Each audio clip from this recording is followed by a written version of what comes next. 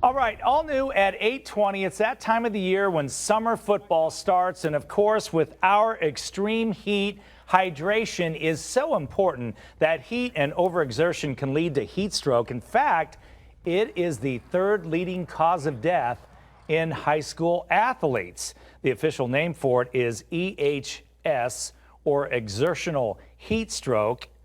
And one of the best quarterbacks in the entire NFL is launching a program to educate people. We're waiting for Drew Brees to get ready for this. Is he ready to go?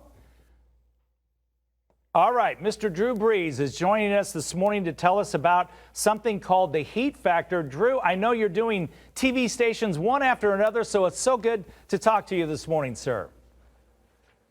Thank you. Good to be on. How's it going? It's going great here. It's starting to get a little hot, so it's a very timely subject. And you grew up in Austin, Texas, I believe. I grew up in Kansas, so we had that humidity thing. And then, of course, here in Arizona, it's a good 115 in the summer. Is one worse than the other as far as heat stroke? Well, no, they're both bad.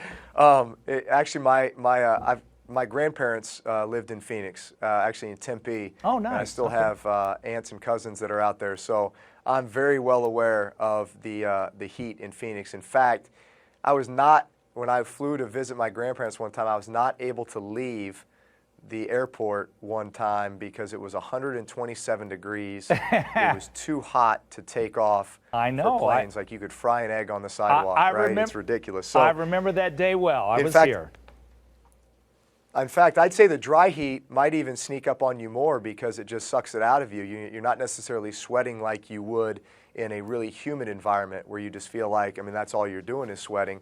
And so you naturally think to yourself, oh, I've got to, replenish my hydration, or I've got to cool off, or I've got to, whatever. But bottom line is EHS is a heat-related illness. It's exertional heat stroke.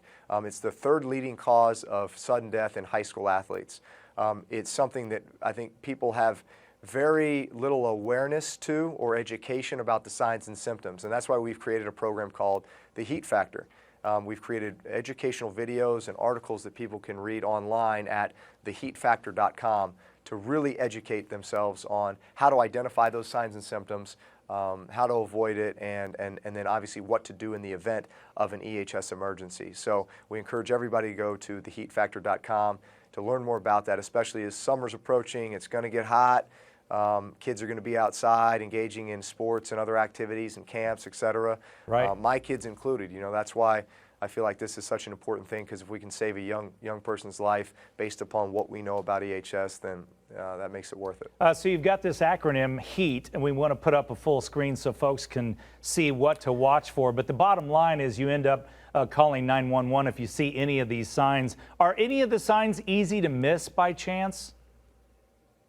Well, so signs and symptoms would be really kind of similar to what a concussion might be, which is, somebody acting dazed, confused, disoriented, emotional mood swing, like getting agitated, just kind of that feeling of not sure what's happening, but that's when, all of us, the more that we know, the more educated we are about that, the more we can identify it, grab that athlete or that child or whoever it might be and immediately call 911, get them medical help so that we can, prevent a deadly situation.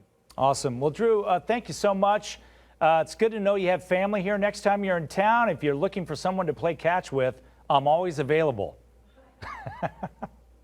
All right, we'll see what kind of hands you got. Yeah, I'm sure you'll give me a call. Hey, thanks, and good luck this season. We appreciate it.